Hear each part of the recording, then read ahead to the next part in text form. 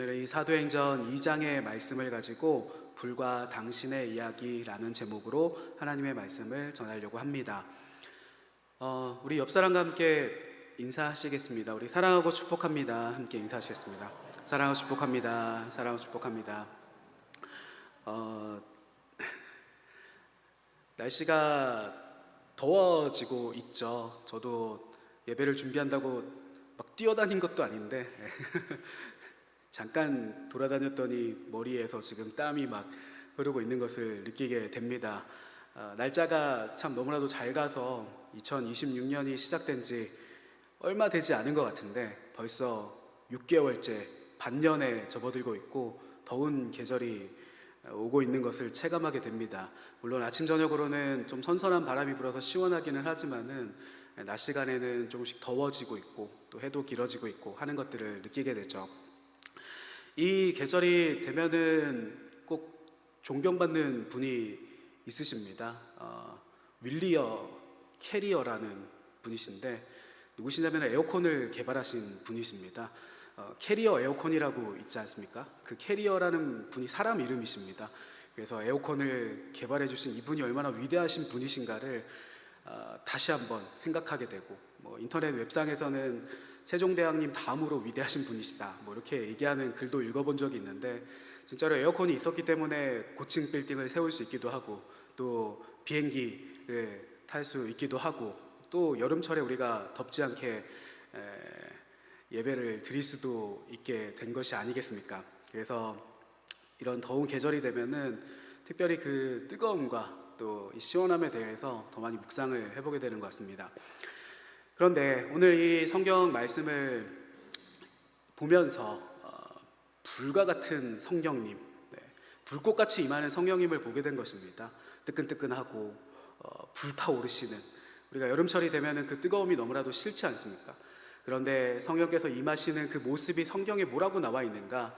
마치 불과 같이 성령께서 임하신다라고 나와 있죠.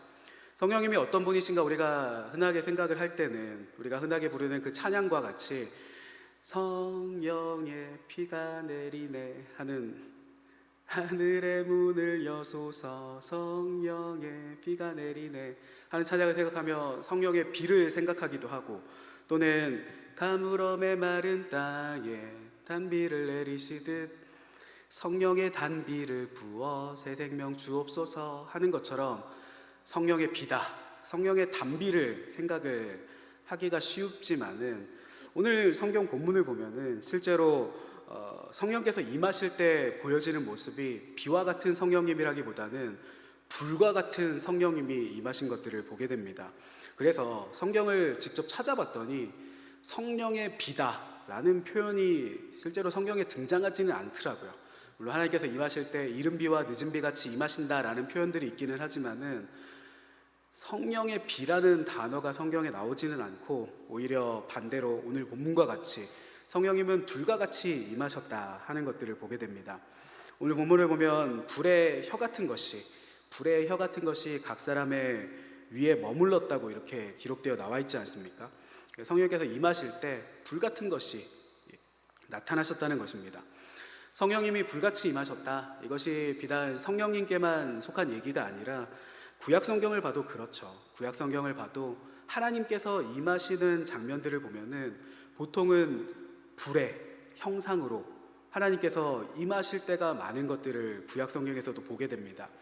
그 믿음의 조상인 아브라함이 하나님 앞에 제물을 드릴 때 그 쪼개 놓은 고기 사이로, 동물 사이로 타는 횃불이 왔다 갔다 지나갔다 하는 것들을 보면서 하나님께서 아브라함과 언약을 맺으시면서 불의 형상으로 그 쪼갠 고기 사이를 지나간 것을 보게 되죠.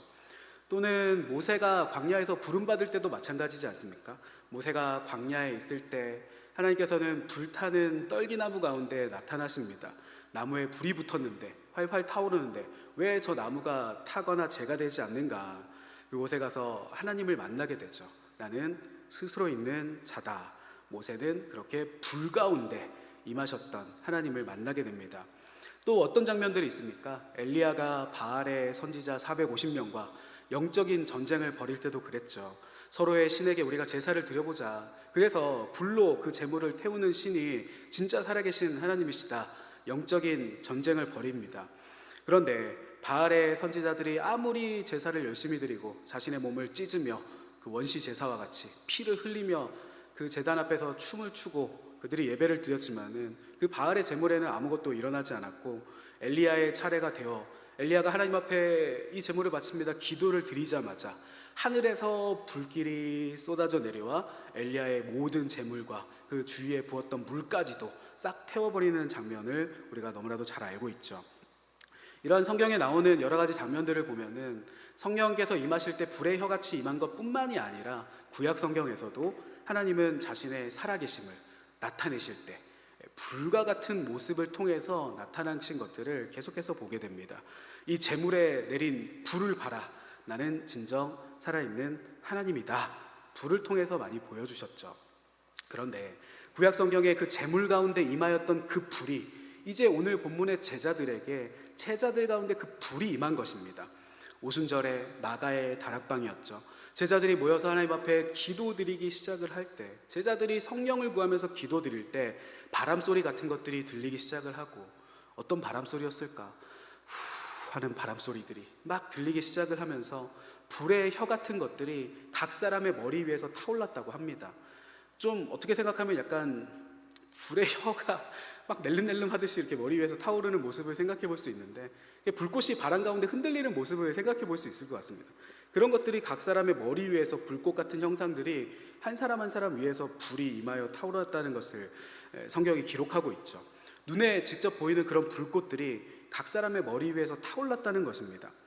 방금 그 구약의 이야기들을 말씀을 드렸지만은 하나님께서 임하시는 곳, 하나님께서 함께 하시는 곳, 하나님께서 받으시는 그 제물에 불의 모습으로 임하시고 나타났던 경우들이 많았죠. 아브라함의 제물이라든지 모세의 떨기나무나 엘리야의 제물에나 하나님께서 그곳에 강림하실 때 불로 나타나셨던 것처럼 오늘 이 장소에, 이 마가의 다락방 가운데 내가 너희에게 임할 것이다. 마치 구약시대에 거룩하게 바쳐졌던 그 예물들과 같이, 하나님께서 나타나셨던, 임재하셨던 그 장소들과 같이 오늘 이제 내가 너희들에게 마치 너희들이 살아있는 제물과 같이 거룩하게 드려지고 나에게 바쳐진 제물과 같이 나에게 받아들여져서 내가 너희들에게 임하여 주겠다 하시는 그 상징과 같이 성령께서 임하실 때 불꽃들이 각 사람 위에 나타나게 되었다는 것입니다. 그래서 하나님께서 임하시는 장소, 그리고 사람은 불로 인침을 받았다라고도 얘기할 수 있는 것이죠. 다르게 말하면은 성령의 사람이다. 성령의 사람은 하나님께서 불로 함께 하시는, 불로 인치신 불의 사람이다 라고도 볼 수 있다는 것입니다. 그래서 이런 것들을 돌아볼 때 성도님들의 심령은 어떠신가, 또한 나의 심령은 어떤가, 이것들을 우리가 돌아봐야 되지 않겠습니까? 성령의 충만함이다, 성령의 세례가 임한 것이다, 그것이 불로 충만한 것이라면 실제로 머리 위에서 불꽃들이 타오르면 그 뜨거움을 그 사람들이 느꼈겠죠. 그렇게 왜 성령께서 임하시는 것이 불로 나타나는 것이라면 우리의 심령이 어떠해야 될 것인가?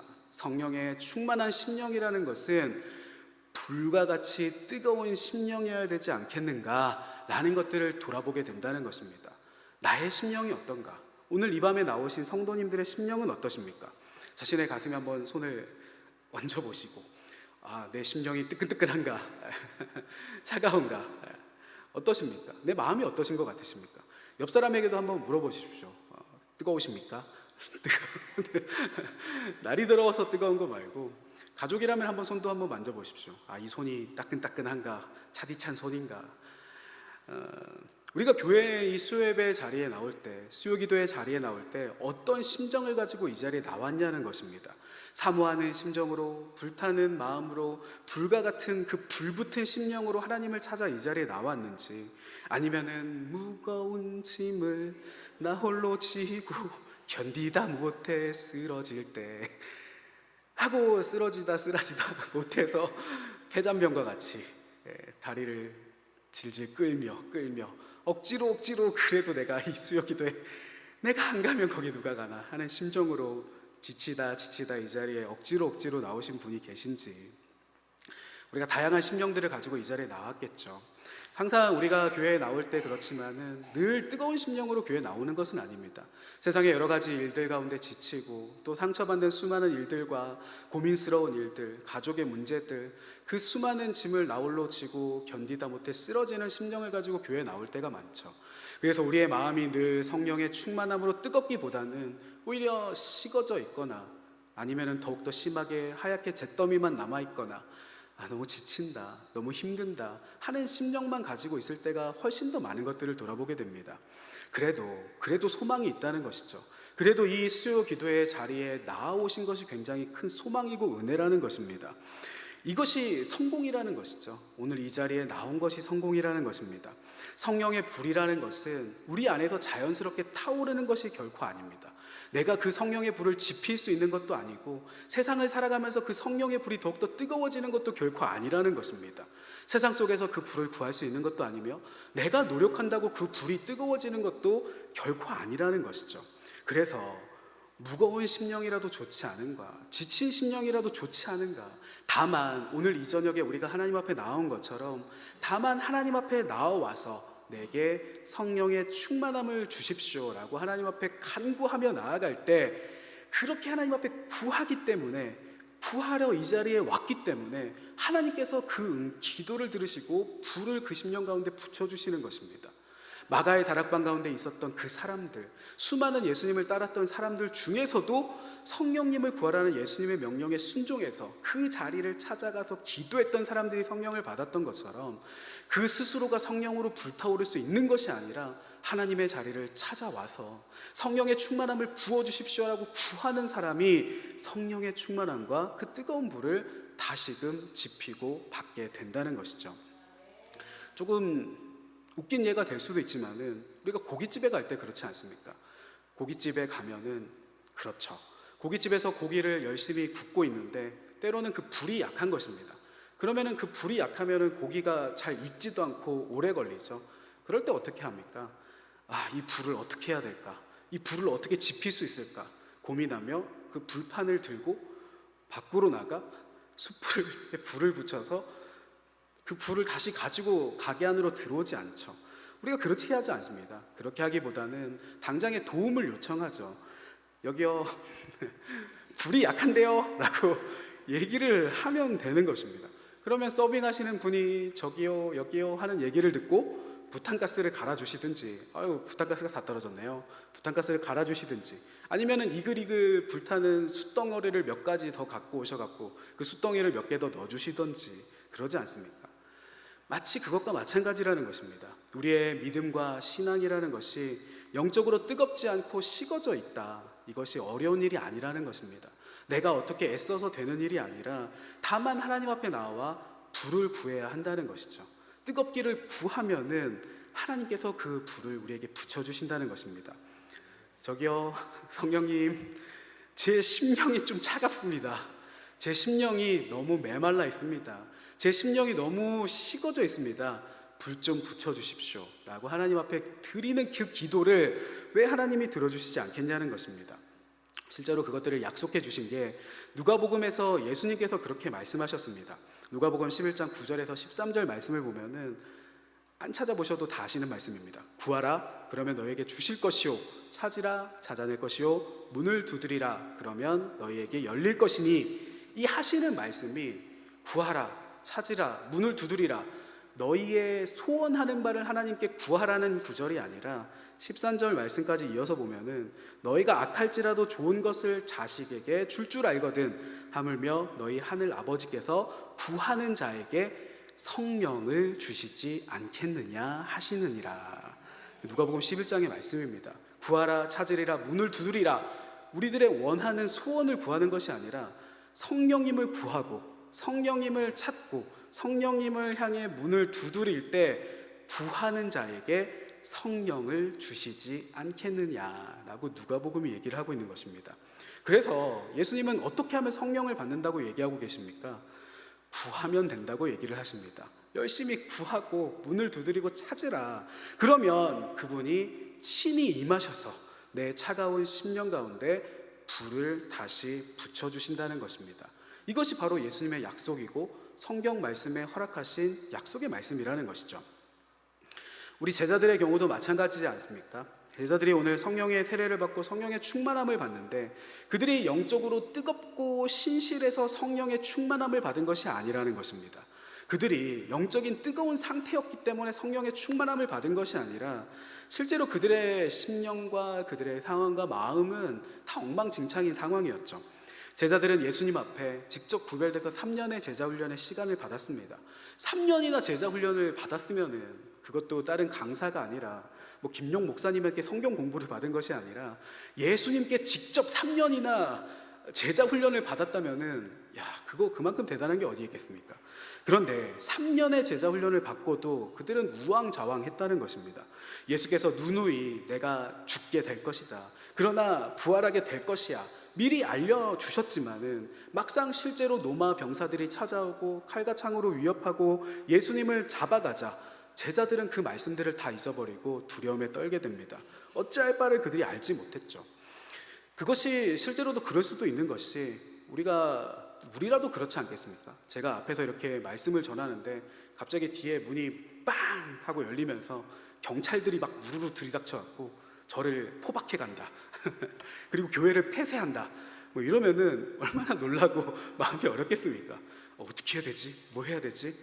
제자들의 마음이 꼭 그 지경이었다는 것이죠. 믿고 따르던 예수님이 잡혀가시는데, 로마 병사들에게 포박돼 가시는데 뭘 어떻게 해야 될까? 실제로 예수께서 십자가에 못 박히시는 그 장면에서도 베드로는 예수님을 3번이나 모른다고 부인하지 않습니까?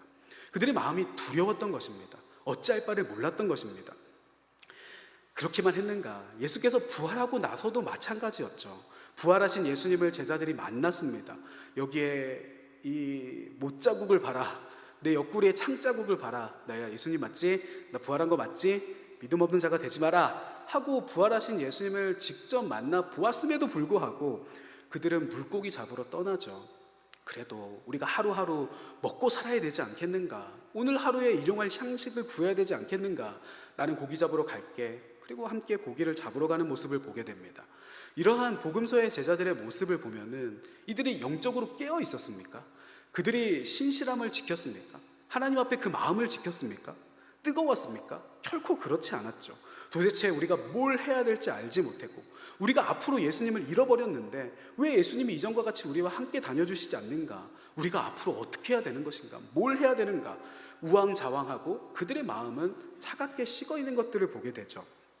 우리가 내 모든 것들을 다 버리고 예수님을 쫓은 것이 과연 잘한 일이었을까? 그들이 생각하지 않았겠습니까? 내가 그때 그물을 괜히 버렸나? 그때 내 가족들을 그냥 내버려뒀나? 내 할 일 열심히 하고 살걸. 그냥 줄을 잘못 잡고 길을 잘못 든 것은 아닌가? 그들이 혹 생각하지는 않았을까? 그러나 그런 제자들에게 예수님은 다른 말씀을 하지 않으시죠. 예수님께서 다른 지침들을 주지 않으십니다.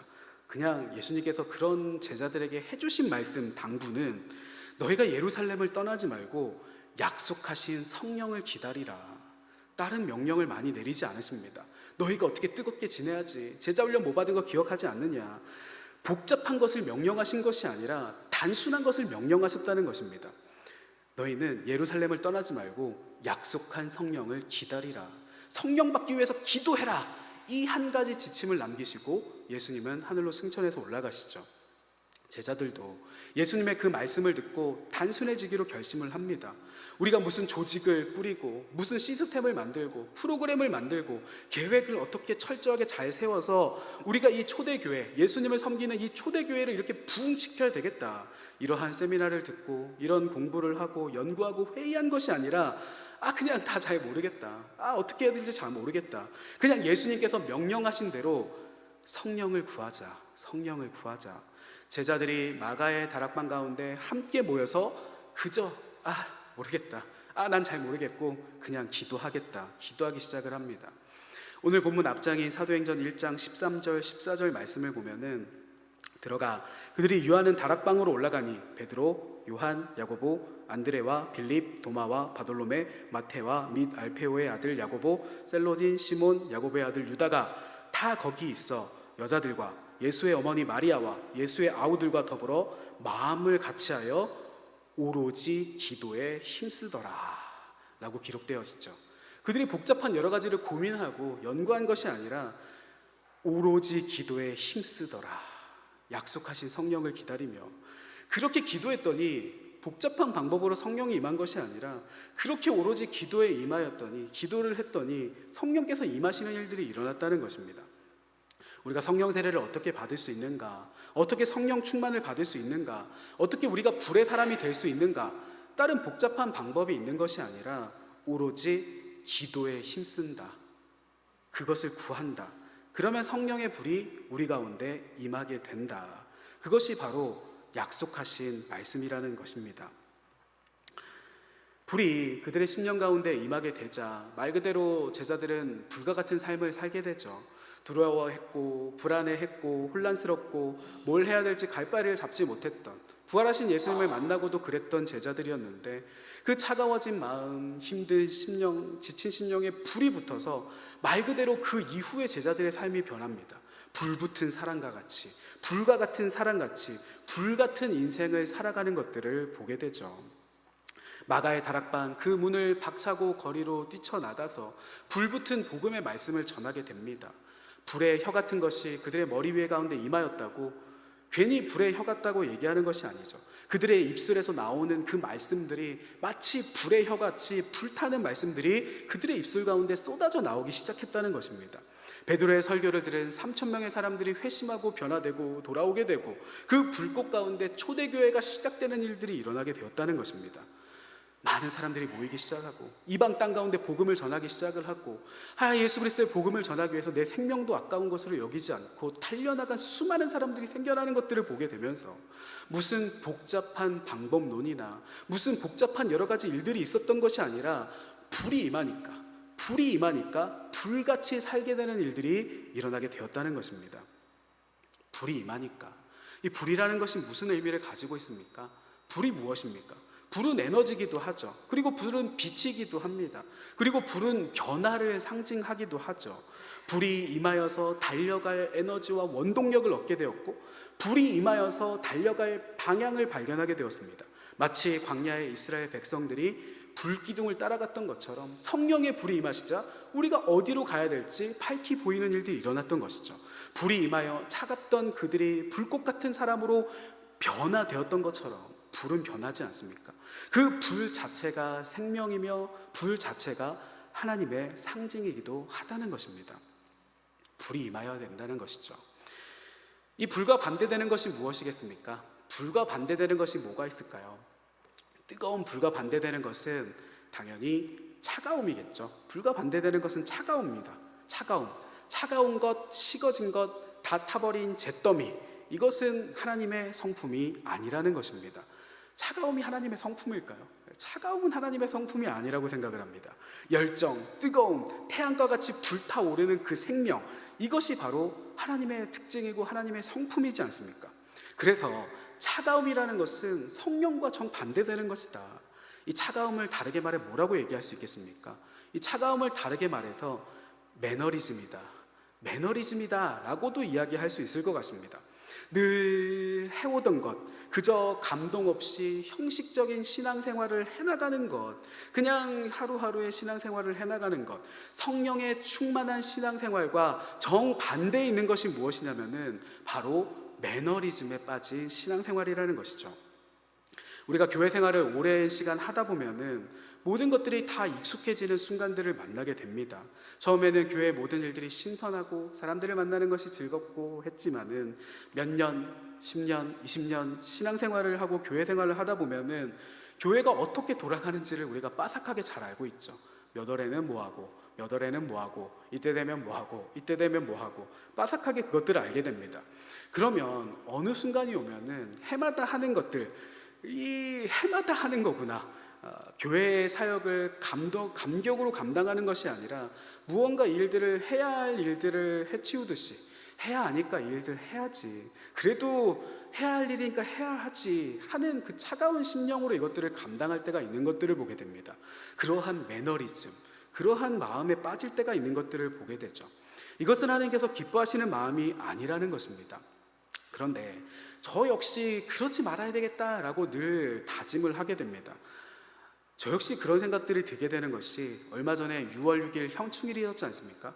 해마다 6월 6일 현충일이 되면은 제주 지방에서 예능 대회를 하게 됩니다.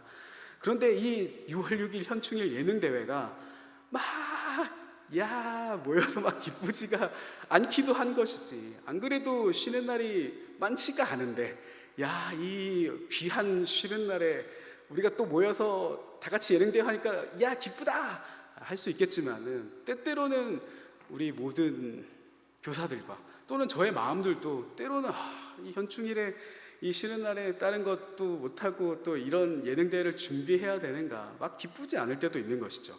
내 마음이 그러면 안 되는데 1년이 얼마나 빠르게 지나갑니까? 진짜 얼마 전에 예능 대회 한 것 같은데 또 1년의 시간이 흘러서 예능 대회가 또 돌아왔다고? 뭔가 준비해야 될 것들이 너무 많고 스트레스를 받는 지점이 또 생각이 나는 것입니다. 특별히 가장 스트레스 받는 지점이 뭐냐면은 성경 암송 대회. 성경 암송 대회는 아이들의 대회가 아니라 그 어머니와 아버지의 대회라고 할 만한 것이 바로 성경 암송 대회입니다. 왜냐하면은 애들이 외우는 것이 아니라 그 어머니가 그 아버지가 얼마나 닥달하느냐에 따라서 아이들의 시상권이 달라지기 때문에 그런 것이죠. 작년이 아니라 재작년에 저희 첫째가 암송대회 나가서 대상을 받은 적이 있었습니다. 우와, 우리 아들 대상 받았네 하는 그 기쁨은 한 이틀? 한 3일 정도였고, 사실 아이와 스트레스 받았던 날들이 훨씬 더 길었던 것이죠. 몇 달 동안 아이와 얼마나 씨름하고 스트레스를 받았는지. 매일 저녁마다 하루에 한 절씩 외우기로 했잖아. 너 이거 외웠어?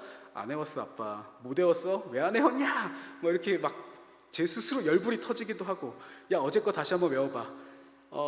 하면은 어제 외웠잖아. 막 나도 못 외우면서 막 닥달하게 되고, 이 성경 암송 대회 예능 대회가 며칠 남지 않았는데 이거 이래갖고 되겠냐? 매일 아이를 닥달하고 혼내기도 하고 또 혼나다가 울기도 하고 맘상하고, 이렇게까지 맘상하면서 성경 암송을 시켜야 하겠는가 라고 생각을 했는데, 안 그래도 이번 대회에서도 누가 그러시더라고요. 이렇게 성경 암송하다가는 오히려 이 성경 암송에 정이 떨어지겠다. 나 성경 암송 다시는 안 해 싶겠다 하는 얘기를 제가 듣기도 했습니다. 저희만 그랬던 것이 아니라 많은 학부모님들이 똑같은 얘기들을 하시고, 시상권에 들어있는 학부모님들은 반드시 이런 일들을 동일하게 겪었다는 간증과 같은 얘기들을 제가 듣게 되거든요. 몇 번의 고비가 있었다, 포기할 고비가 있었다라는 얘기를 듣게 됩니다. 그런 생각을 하게 됩니다. 이런 것들이 단순히 우리의 스트레스가 아니라 하나님 앞에 모이고 우리의 장기들을 나누는 이 일들이 어떻게 하면 더 즐거울 수 있을까를 고민해 보게 됩니다. 그저 이 일들이 마치 하나의 일과 같이 느껴진다면은 이것이 내 마음 스스로가 매너리즘에 빠진 것이 아닌가.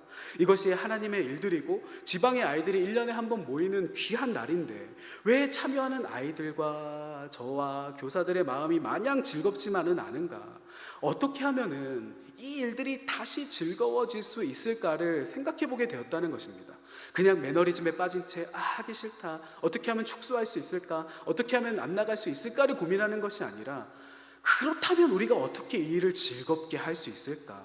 이 일이 하나님이 기뻐하시는 일이라면은, 이 일이 해야 되는 일이라면은, 하나님이 원하시는 일이라면은 이 일을 어떻게 해야 즐거운 방법으로 만들 수 있을까를 고민하게 되고 생각하게 되었다는 것입니다.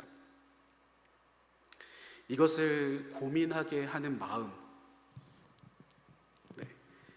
이것을 기도하게 하는 것이 바로 불이라고 생각을 합니다. 불이 아닌가, 불이다. 사모함이 있으니까, 불붙는 마음이 있으니까 이 뭔가 행사에 힘들어하는 사람들이 있다면은 무언가를 바꿔야 되지 않을까? 무언가를 조종해야 되지 않을까? 어떻게 하면 이 일들이 더 즐거워질 수 있을까? 어떻게 하면 이 방법들을 어떻게 하면 사람들이 즐겁게 참여할 수 있을까? 성경 암송이 눈물과 고통과 부모 자식의 마음을 상하게 만드는 것이 아니라 어떻게 하면 이 성경 암송이라는 이 귀한 것이 즐겁게 다가올 수 있을까를 고민하게 만드는 것, 그것이 바로 성령님께서 하시는 일이며 성령께서 우리의 심령 가운데 붙여주시는 그 불, 그 뜨거움이 이 일들을 가능하게 만든다는 것입니다. 고민하게 하고 기도하게 하고 새로운 방법을 찾아내는 것, 불이라는 것은 변화를 의미하지 않습니까? 불이 붙으면은 변화되기 마련입니다. 불에 쇠를 집어넣어 더욱 단단하게 만드는 것 같이 금을 불 가운데 던져 넣어서 금의 불순물들을 제거하고 정금을 만드는 것 같이 생물에 먹지 못하는 것에 불에 닿아서 굳게 되면 먹을 수 있는 것으로 변화되는 것처럼 불이라는 것은 변화를 의미하는 것이죠. 이전과 달라지고 더 좋아지는 것을 의미합니다. 성령의 불이 닿은 사람, 성령의 불이 그곳 가운데 닿거나 그 행사 가운데 닿거나 그 일 가운데 닿게 되면은 변화가 일어난다, 더 좋은 것으로 변화된다 하는 것이 불의 속성이라는 것입니다. 매너리즘에 빠져있는 것들이 변화되어야 되지 않겠는가? 그냥 이렇게 계속해서 이끌어가듯이 하는 것이 아니라, 끌려가듯이 일들을 감당하는 것이 아니라 이 일들을 어떻게 변화시킬 수 있을 것인가, 불붙은 것으로 만들 수 있을 것인가, 마음에 간절한 기도 제목이 생기는 것입니다. 어떻게 하면 주의 일이 즐거워질 수 있을까? 식당 봉사가 즐거워질 수 있을까? 교사를 섬기는 것들이 즐거워질 수 있을까? 수요 예배 저녁 시간에 나오는 일들이 일이 아니라 즐거운 일이 될 수 있을까? 그것들이 가능하다면 주님의 일들이 얼마나 신나고 즐거운 일들이 되겠습니까? 일들이 어디에서 차오르는가? 성령께서 임하실 때, 불을 붙여주실 때 일어난다는 것이죠. 하나님의 불을 받은 사람들은 모험의 삶을 살게 됩니다. 하나님의 불을 받은 사람들은 대체로 모험의 삶을 살게 변화됩니다. 성경의 인물들을 보십시오. 구약의 사람들이 하나님을 만났을 때 그들의 삶이 변화되는 것들을 보게 됩니다. 평범하고 매너리즘에 빠지고 일상이었던 그들의 삶들이 급변하고 모험과 같은 삶으로 변화되는 것들을 보게 되죠. 본토 친척 아비집을 떠나라, 하나님을 만나게 되니까 그의 삶이 격변하고, 불타는 떨기나무 가운데 안정되었던 가족의 삶을 떠나서 격전지인 애굽 땅으로 백성을 구원하러 떠나는 모험의 인생을 나가게 되든가, 오늘 본문의 제자들도 마찬가지죠. 그들의 성령의 불을 받게 되자 더 이상 매너리즘에 빠졌던, 자신의 과거를 돌아봤던 고기 잡던 삶으로 돌아갈 수가 없는 것입니다. 불 받은 이후부터는 매 순간이 도전이고 매 순간이 변화였던 것입니다. 하나님은 우리 유대인들의 하나님이시잖아. 철석까지 그들의 역사 가운데 믿어왔습니다. 그런데 변화가 일어나죠. 이방인들도 성령님을 받기 시작하는 것입니다. 아니, 우리 민족의 조상들, 신실한 사람만 받았던 그 성령이 이방인들에게도 임하신다고? 이 변화를 그들이 받아들여야 했었습니다. 대충격을 받았던 것이죠. 우리만이 아니라 이방인들도 성령을 받는다고? 그들의 사고의 전환, 발상의 전환, 하던 시스템의 전환이 필요했습니다. 그렇게 중요하게 생각하던 율법이 있었습니다. 그런데 어찌 이방인들에게 율법을 강요하고 할례를 강요할 것인가? 이방인들에게 할례를 강요한다면 어떻게 예수님 믿으러 올 수 있겠는가? 바울은 할례와 율법을 주장하는 사람들과 끊임없이 계속 싸워야 했습니다. 아니다, 육체의 할례가 아니라 마음의 할례를 받아라. 마음의 거룩함이 중요한 것이다. 그래서 어떻게 이방인들에게 복음을 전할 수 있겠느냐? 자신들이 믿어오던 것들, 해왔던 것들을 변화시키고 무너뜨리는 시스템의 변화들이 일어났다는 것이죠.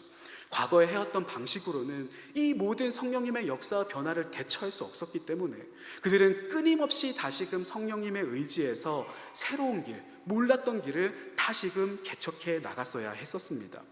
교회 현장도 마찬가지라고 생각을 합니다. 세상이 얼마나 많이 변했습니까? 성도님들의 어린 시절과 지금, 성도님들의 어린 시절을 한번 생각해 보십시오. 성도님들의 인생이 짧으면 짧았다고 생각을 하시겠지만 세상이 변한 것이 얼마나 많이 변했는지를 한번 보십시오. 그 모든 것들이 다 격변하지 않았습니까? 그런데 우리 교회는 이렇게 변해가는 세상 속에서, 이렇게 격변하는 세상 속에서 우리 교회는 무엇이 변해야 될 것인가? 어떻게 더 나아질 수 있을 것인가? 교회가 아니라 나는 그렇다면 무엇이 변해야 할 것인가? 과거의 나는 또다시 죽게 되고 새로운 내가 다시 살아나야 한다면은 과연 나는 무엇을 내려놓아야 할 것인가? 과거에 내가 붙들고 있었던, 소중하게 생각했던 그 무엇을 내려놓고 새로운 성령님의 사역들을 받아들여야 할 것인가? 세상의 변화가 다르고 세대마다 너무나도 다른데, 저희 첫째와 둘째가 얘기하는데 둘째가 형과 세대 차이 난다고 얘기를 하는 이런 얘기들을 하고 있는 시대인데, 같은 초등학교 1학년, 6학년이 서로 세대 차이 나서 대화를 못하는데, 이 모든 변화 속에 우리는 이것들을 어떻게 대처해야 할 것인가? 그래서 성령님이 필요하다는 것입니다. 불은 변화를 상징하는 것이고 성령님은 변화를 의미하는 것이죠. 성령의 불이다. 성령 그 자체가 변화의 불이기 때문인 것입니다. 그처럼 성령의 불을 받은 사람은 이전과 같은 삶을 살 수가 없다는 것이죠. 과거의 어떤 시점에 내가 예수님을 만나고 이렇게 변화되었지라고 과거의 일들을 간증하고 얘기하는 것이 아니라 이 변화는 실시간으로 이루어지는 일이어야 되며 바로 오늘도 이루어져야 하는 일이라는 것입니다. 이제 내가 오늘은 무엇이 달라질 것이고 내일은 다시 내가 무엇이 달라질 것이고 이미 내가 신앙의 경주를 이만큼 해와서 여기까지 자랐지만 다시금 변해야 될 모습이 무엇이 있는가? 어떻게 하면 나는 더욱더 하나님 앞에 달라질 수 있을 것인가? 더욱 뜨겁고 더욱 변화에 민감하고 더욱 세상을 구원하기 위해서 나는 이 불 가운데 무엇이 연단되고 무엇이 달라질 것인가? 우리가 과거에 많이 기도했던 그 제목들처럼 하나님 나를 변화시켜 주십시오. 나를 변화시켜 주십시오. 우리가 옛날에 그 기도 제목을 기도 많이 하지 않았습니까? 우리의 자녀들 변화시켜 주십시오. 우리의 가족을 변화시켜 주십시오. 하나님 우리의 모임을 변화시켜 주십시오. 많이 기도했던 것처럼 변화를 소망하는 자에게 하나님께서 오늘도 말씀하시는 것입니다. 너희가 복잡하게 생각하지 말고 성령을 구해라. 세상이 어떻게 변하는가 다 따라가려고 하지 말고 두려워하지 말고 성령을 구해라. 성령을 구하는 것이 가장 빠른 길이고 성령을 구하는 것이 가장 트렌드한 것이며 성령을 구하는 것이 가장 힙하고 다음 세대들한테 먹히는 특별한 일이 되는 것이다. 예수님께서 우리에게 말씀하시는 것입니다. 그 성령의 충만함이 세상을 변화시킬 새로운 빛을 보여줄 거야. 지금도 우리에게 말씀하신다는 것입니다. 결론의 말씀을 드립니다. 오늘 이 밤 성령께서 우리의 심령 가운데 임하실 것입니다. 차갑던 내 심령 가운데 성령의 불을 내려주십시오. 이전과 같은 삶을 다시 살지 않기를 원합니다. 매너리즘에 빠졌던 나의 신앙생활들을 변화시켜 주시고 나만이 아니라 이 성령의 불이 나의 가족에게도 떨어지게 해주시고 우리 가족을 변화시켜 주시며 우리의 구역에도 우리의 다음 세대들에도 이 성령의 불이 떨어져서 거룩한 변화의 불꽃이 일어나게 하여 주시옵소서. 그분은 날마다 새로우신 하나님이시지 않습니까? 우리가 평생을 신앙생활을 해왔어도 아직 몰랐던 새로운 하나님이 계신 것처럼 아직 몰랐던 특별한 하나님의 모습을 또다시 새롭게 발견하는 것처럼 우리가 평생 동안 계속해서 성경을 읽어왔으나 아직도 성경을 읽을 때마다 새로운 구절을 발견하게 되는 것처럼 우리의 신앙생활이다 교회 생활이다 다 알겠다 다 아는 거다 다 해본 거다 이것들을 넘어서서 하나님 앞에 새로운 것들이 또 있지 않을까? 부어주시는 신선한 능력과 신선한 지혜 가운데 세상보다 더욱더 새로운 교회가 되고 세상보다 더욱더 빛나는 우리가 되고 세상에서 한 번도 보지 못했던 아름다운 것들이 우리 교회 가운데 있게 하여 주시옵소서. 이전 세대에게 먹혔던 그것들이 아니라 이제 다시 한번 세상의 빛을 비출 수 있는 다시 한번 저들이 바라볼 수 있고 다시 한번 아름답다 생각할 수 있는 그것들이 우리 안에 교회 안에 일어나게 하여 주시옵소서. 그러한 교회가 될 수 있다면 얼마나 좋을까? 아, 교회는 뭔가 빛나는 것들이 있구나. 교회에 뭔가 신선한 것들이 있구나. 교회에 가는 것이 젊은 세대들의 표현대로 교회에 가는 게 가장 힙하다. 다음 세대들이 찾아오게 되는 그 시절을 기도하게 된다는 것입니다. 교회는 낡은 거야. 교회는 옛날 거야. 하고 다음 세대가 생각하는 것이 아니라 저곳에 가는 것이 힙하다. 저곳에 가는 것이 멋있다. 하고 생각되는 일들이 일어났으면 좋겠다. 이러한 변화들이 어디에서 오는가? 바로 성령님의 역사 가운데 이런 일들이 나타나게 된다는 것입니다. 오늘 이 밤에 우리가 이것들을 구하기를 원합니다. 제자들이 산재물이 되어서 그들의 삶 가운데 불이 임하였던 것처럼 우리의 상함 심령, 지친 심령에도 이 성령의 불이 임하기를 주님 이름으로 축복합니다. 지치고 힘들고 버티듯 사역을 감당하고 힘들게 일들을 감당하는 것들을 넘어서서 하나님 내 심령 가운데 기쁨을 부어주십시오. 이것들이 즐겁지 않다면 즐겁게 할 수 있는 방법들을 찾게 하여 주시고 변화의 일들이 일어나게 하여 주시옵소서. 불과 같은 뜨거움과 불과 같은 변화가 우리 가운데 부어지기를 주님 이름으로 축복합니다. 성령의 충만함이라는 것은 다름 아닌 불인 것입니다. 불과 당신의 이야기다. 성령의 불로 충만한 오늘 이 밤의 성도님들이 되시기를 주님 이름으로 축복합니다. 우리가 이 시간 함께 기도하겠습니다. 우리가 이 시간 함께 기도드리며 나아갈 때 우리 말씀을 붙들고 함께 기도합시다. 우리 목회자와 모든 리더십들을 위해서 기도하겠습니다. 하나님, 교회 가운데 있는 우리 담임 목사님에게, 사모님에게 가정 가운데 성령의 불을 더하여 주시고 부교육자들 가운데서도 그리고 우리의 교사들과 구역장들과 다음 세대 가운데도 성령의 불을 붙여주시는 일들이 있게 하여 주시옵소서. 우리 시간 다 같이 구하며 나아갈 때 우리의 모든 리더십 가운데 성령의 충만함을 더하여 주시옵소서. 우리 시간 주여 한번 크게 부르시고 하나님 앞에 기도드리며 나아가시겠습니다. 주여, 오 살아계신 아버지 하나님, 주님께서 불을 붙여주시는 일들이 있게 되기를 간절히 소망합니다. 오늘 이 시간 우리가 짧은 시간을 기도리며 나아가겠지만은 아버지는 차가운 심령만을 가지고 이 자리에 나왔지만 하나님 다시 한번 나의 심령 가운데 이 뜨거운 불을 붙여주시기를 간절히 소망합니다. 어느 시점부터 이 모든 것들이 일과 같이 느껴지거나 어느 시점부터 이 모든 일들이 버텨야 되는 일같이 느껴지거나 하기 힘들고 버티기 힘들고 나 혼자만 감당하고 있는 것 같이 느껴지는 일들이 있다면은 하나님 다시 한번 성령의 충만함을 우리의 심령 가운데 부어주시옵소서. 다시 한번 성령의 불을 우리의 사역 가운데 부어주시옵소서.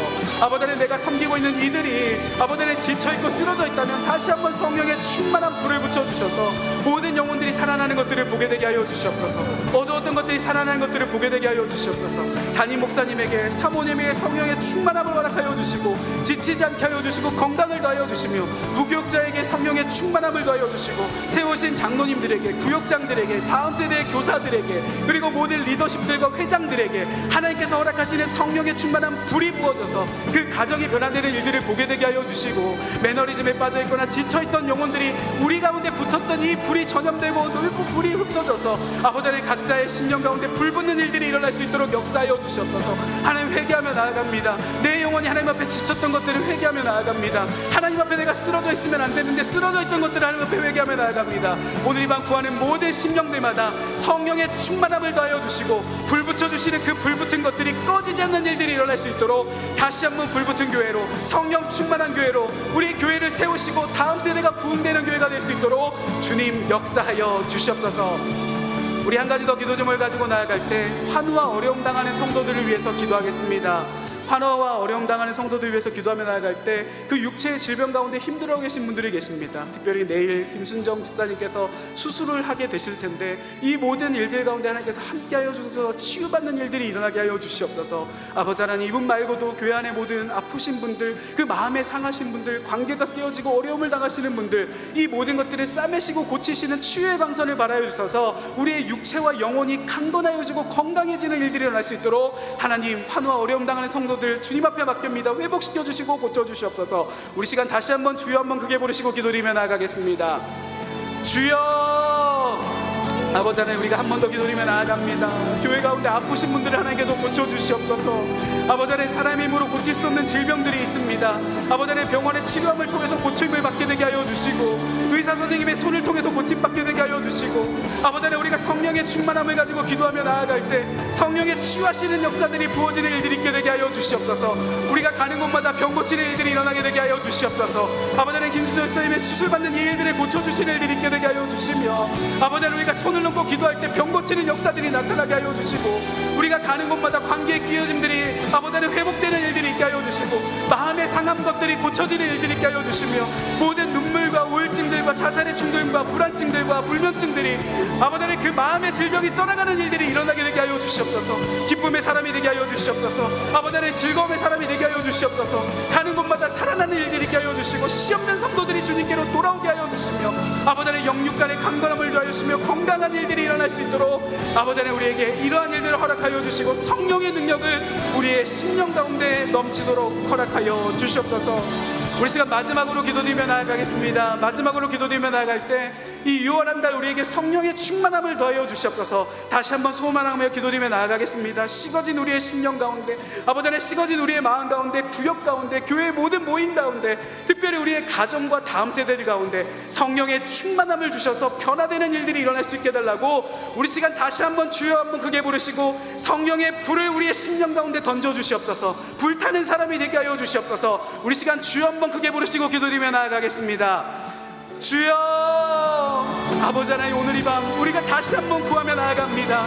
오로지 기도에 힘썼던 제자들과 예수님을 따랐던 사람들과 같이 여러 가지 복잡한 것들을 얘기하지 않으시고 다만 예루살렘에 머물며 약속하신 성령님을 기다리라 말씀하셨고 그 말씀에 순종했던 것처럼 아버지 하나님, 우리가 여러 가지 문제들이 있고 어떻게 해결해야 될지 그 방법을 알지 못하겠으나 다만 구하는 것은 성령의 충만함입니다. 아버지 하나님, 여러 가지 문제에 대한 해답들이 어떻게 해야 다음 세대를 교회로 인도할 수 있을까, 어떻게 전도해야 할 수 있을까, 아버지는 어떻게 상한 심령들을 회복시킬 수 있을까, 아버지는 어떻게 우리가 부흥할 수 있을까, 그 방법들, 세상의 변화를 따라가지 못하는 것들, 아버지는 이 모든 것들을 다 제쳐두고 오직 성령의 충만함을 구하며 나아갑니다. 성령의 불붙은 사람이 되게 하여 주시옵소서.